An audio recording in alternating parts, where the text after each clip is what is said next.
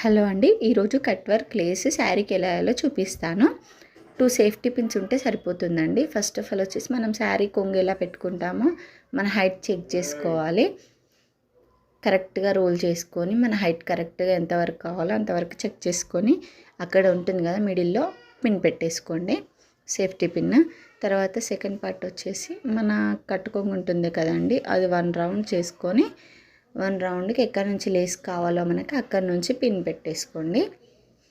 అంతే, అక్కడి నుంచి లేస్ రావాలి అంతవరకు వదిలేసుకోండి, పిన్ పెట్టేసుకోండి. ఈ 2 టిప్స్ పాటిస్తే ఖచ్చితంగా లేస్ బాగా వస్తుందండి, ఇంకెందులో డౌట్ ఉండదు.